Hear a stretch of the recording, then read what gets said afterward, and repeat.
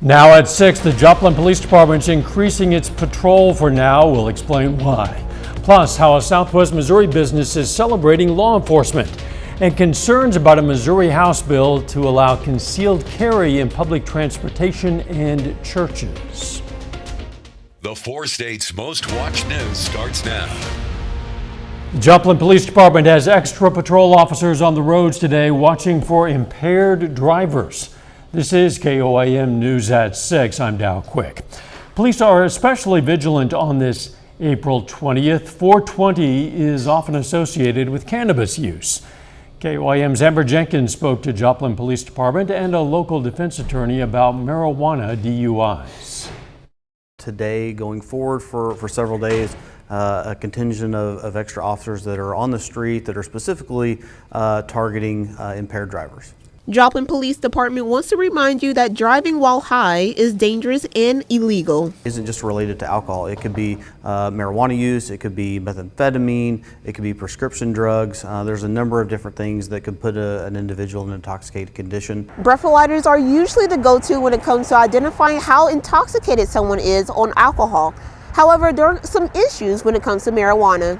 The problem is that with marijuana and its derivatives, there is no, I want to say, quantified level at which a person is considered to be intoxicated. Officers are trained to identify if someone's under the influence of marijuana, but sometimes that's not enough. So I can't get into the individual specifics for each one, but we've gone through and offered additional training, especially with recent changes regarding marijuana. We know that THC can stay in someone's body for 48 hours and even sometimes as long as 2 weeks.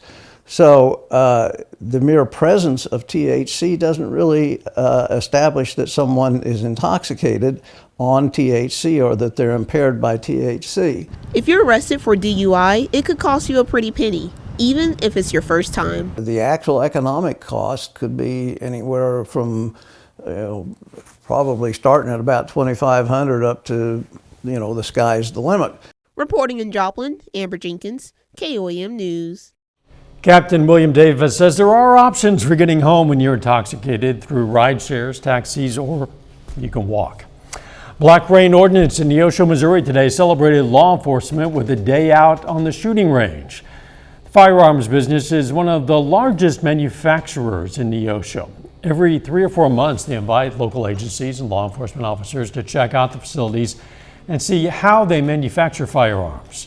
It's turned into a sort of law enforcement appreciation day. And then that also gives the agency as well as the individual officers a chance to ask questions. Answer questions that they may have about how a particular gun is manufactured or what different options they could get with the firearm. Black Rain Ordnance is at I-49 and Iris Road south of Neosho. They have a storefront open to the public. Another nice day out there. Chief Meteorologist Doug Heddy. Yeah, it's turned out to be a pretty good afternoon for us today. After we had the cold front that pushed through this morning, had some light showers, a couple thunderstorms. All that action is now off toward the east. You can see all the severe thunderstorm watches and warnings out across parts of Missouri, down through Arkansas. But these storms keep working away from us, heading away from us, so we look pretty good as we go through the rest of the evening hours. We do have some mid and upper level clouds, but besides that, we're okay. 68 Pittsburgh, 72 in Grove, 69 in Carthage, in Joplin. Not too bad. We have partly cloudy skies out there right now. Currently sitting at 69, northerly winds at about 13. As we go through the rest of the evening, we slide back through the 60s, 50s, into the 40s. So it cools down a little bit more tonight. We get into the 30s once we get into the weekend. We're going to be talking about that here in just a bit. Thanks, Doug. Oklahoma authorities say 3 people died in storms last night that caused extensive damage across the central part of the state. Those storms produced up to a dozen tornadoes, some of them strong. This is video from the town of Shawnee. Homes there were destroyed. Schools were heavily damaged. Governor Kevin Stitt visited Shawnee today to tour the damage. He says he's considering an emergency declaration to help with the recovery. So they're just assessing all the damage. We've already got engineers on site, assessing the buildings right now and all the things that were damaged. And so anyway, we'll put it back together, and I'm looking at declaring an emergency declaration here for these 4 counties, and so our team's working hard to get all the local communities all the support that they need. A woman from Carthage is sharing her history with the hope of inspiring others. Tony Smith has had some obstacles in her life, from living in a warehouse on meth to stealing a vehicle and getting arrested. But today, Smith is the executive director of Crosslines in Carthage. Smith says that arrest led to a change in her lifestyle. By the grace of God, I was arrested, and when I got out of jail, I went to a recovery program, and then I came to the crisis center, it just changed my life. Smith just bought her first house and visits the Carthage Crisis Center often to mentor and help others. Neosho County Community College hosted its first ever NC3 National Letter of Intent signing today. NC3 is the National Coalition of Certification Centers and mirrors the NCAA's National Signing Day for athletes. The signing day is for students who plan to enroll into some of the college's technical programs. Joseph Tapia signed for electrical and industrial maintenance technology, but he didn't sign for just his career. So the reason I chose here, and I thought it was a really great idea, was not only did it have the programs I wanted, but it also had a opportunity for me to continue wrestling. And I love the sport of wrestling, and it's going to have my program, so it was a perfect opportunity for me. College also announced the winner of their 3M scholarship. It'll support their area of study in the fall semester. Still ahead, a Kansas City pastor shares concerns about a Missouri bill that would allow people to take hidden guns into churches. Plus, the latest on the Kansas bill to eliminate a 3-day grace period to return mail ballots. Kansas appears likely to keep giving voters 3 days after polls close to return mail ballots to county election officials. Governor Laura Kelly vetoed a Republican bill to eliminate that grace period. The GOP-controlled legislature created the grace period in 2017 as U.S. Postal Service mail delivery was slowing down. But many Republicans rethought the policy as baseless election conspiracy theories circulated widely following the 2020 election. When the bill passed the legislature, it didn't have the 2/3 majority needed to override the governor's veto. Missouri's proposed budget again contains state funding for public libraries and no longer prohibits any spending toward diversity, equity, and inclusion efforts. The Senate Appropriations Committee made those changes, as well as others, to the House-approved budget. It'll now go to the full Senate for debate. Governor Mike Parson's proposed budget initially included around $4.5 million for public libraries. However, that money was removed by the House, citing a lawsuit filed to overturn a state law that banned some books from library shelves as the reason for the cut. The Missouri House of Representatives has passed a bill that would allow people to carry concealed weapons onto buses and into churches. The amendment for allowing concealed guns in churches was proposed by Neosho Republican Representative Ben Baker.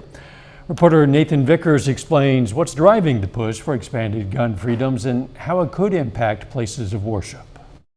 The bill would allow concealed carry on public transportation as well as places of worship, and some local faith leaders are concerned.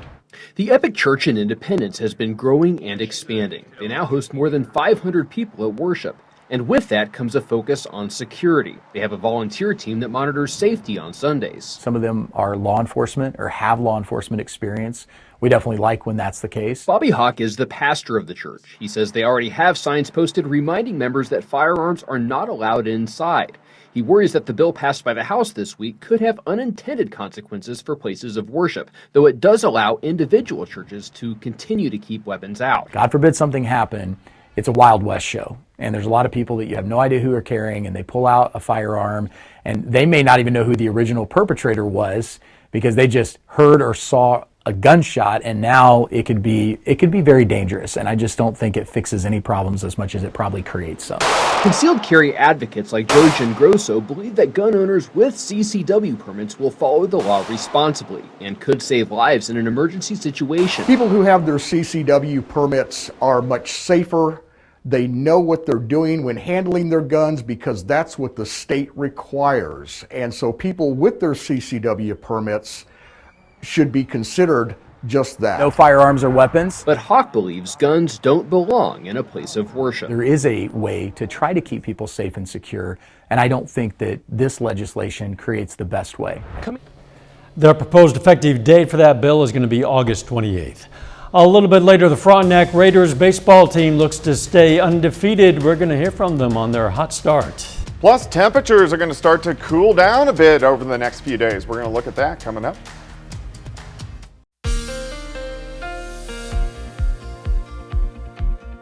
Well, we had a few scattered showers, a couple little thunderstorms roll through during the late morning into the early afternoon as we got a cold front that rolled through, and that cold front is going to slowly usher in some cooler air as we go through the next couple days. Pretty nice evening, nice shot, Indigo Sky Casino and Resort.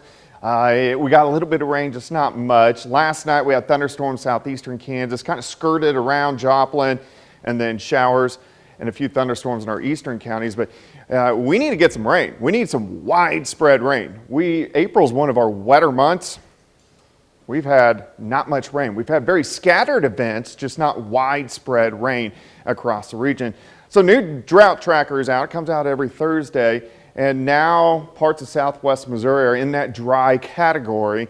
And then once you get to Pittsburgh, we are in a severe drought, an extreme drought, exceptional drought. We don't want to go into the summer like this, so over the next couple months, we definitely need to get some very widespread amounts of rain. 69 in Carthage, 72 in Grove, Chenouta sitting at 68. We can go outside, 7th and Range Line, of course, third Thursday's going on. Looks great, 69. Northerly winds 10 to 15, not near as windy. The winds were moving last night. We had gusts at about midnight to 1 a.m. pushing 60. I mean, it was super windy across the region. Now we have the northwesterly winds. It's breezy. It's not windy, but we're still going to have gusts in that 20 to 25 mile per hour range as we go through the evening, sliding back through the 60s, 50s, eventually mid 40s, so a little bit cooler for us tonight. We do have some mid and upper level clouds streaming through, but overall it looks pretty good. Look behind me. Look at the showers, thunderstorms. A lot of severe weather parts of Missouri, all the way up through Illinois, down through southeastern parts of Missouri. You can go all the way down into Arkansas, parts of Texas. But this is all heading away from us. We are going to stay dry over the next couple days. We have this weak little back wave that will give us some clouds tomorrow and maybe a sprinkle, but besides that, we look pretty good. But our temperatures are really going to start to drop. So here's the main upper level low. Look at the jet stream right out of Canada. So it pulls in that colder air, and until this low shifts east, we're going to have a few cold nights as we go into the weekend and really early next week. Let's step through the next 48 hours. I'm going to stop at about 7 a.m. in the morning, mid 40s. Partly cloudy skies. We get some more clouds in here, especially by the afternoon. Again, we can't rule out a random sprinkle, but temperatures overall pretty good. Mid 60s for Friday afternoon. Tomorrow night, we slowly start to clear out, gets a little bit colder. We dip down into the upper 30s. Saturday, a nice day, but chilly, especially for this time of the year. Look at this, mid to upper 50s. Then Saturday night, we dip even more. We go all the way down near freezing. So this is when we could see a frost, maybe even a freeze in some segments of the four-state area in our northern counties. All right, on your Friday, clouds, late morning, early afternoon. Temperature's not bad. High right around 66, only 56 on Saturday, 33 Sunday morning. So that is pretty cold, 58 Sunday. Showers Monday, Tuesday, Wednesday. This does look like widespread light rain. We'll definitely take it though. Yes, it is spring in the four states. We need rain. Thanks, Doug. Still ahead, Columbus softball host defending state runner-up Prairie View, aiming for their 9th straight win. And we're going to hear from the Frontenac Raiders on their undefeated start to the season. Jacob Leonard has that story up next.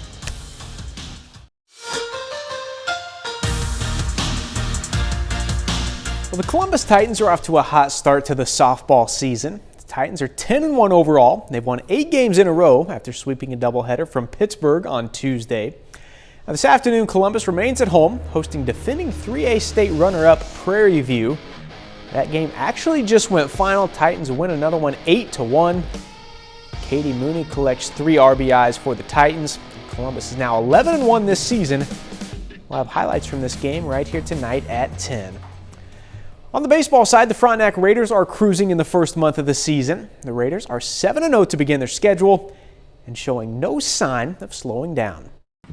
The Frontenac Raiders are off to a hot start in their first season under head coach Caleb Turlip. The program was in a good spot. We had a lot of guys with experience, so it wasn't like you were starting from ground zero. It just starts with how good we've been pitching it and how good we've been playing defense, and we've held a few teams to scoreless, and when you do that, it makes your job pretty easy. The Raiders are 7-0 in the first month of their schedule. I think it's just the way we practice. Every day's intense, and it's always a day to get better, and I think we do a good job of that. It's getting better every day, and I think together as a team, we've been playing together, and it's been fun to see. I think our seniors have provided a great amount of leadership. They've all played a lot, so we've got a lot of experience. They're really taken well to what we're trying to do, both offensively and defensively. Now, their hot start includes a pair of wins over defending regional champion Girard and wins over solid Southwest Missouri programs in Carl Junction and Nevada. We were excited to see a couple of good arms early, so that was a good test for us, and we knew that our coaches had a practice plan and that we were ready to go.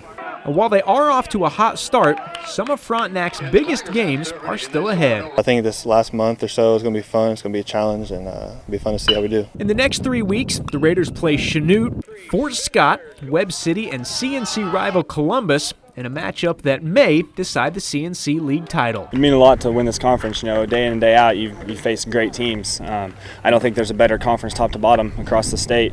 You know, you go play teams like Baxter and Galena that don't get as much recognition as sometimes maybe we do, or Columbus, but they're going to give you a dogfight. We're going to give them our best too. So it's fun to go out and play CNC teams because that gets you ready for the big stage if you make it there. And the big stage is exactly what Frontenac is aiming for. That's probably our goal. Is, you know, our regional is really tough, you know, so to say that's your goal, you're really putting a lofty one out there. But the big thing, we want these guys to have the experience to compete for, you know, a league championship and potentially for a regional championship, you know, and have that experience on your way out to possibly get to the state tournament.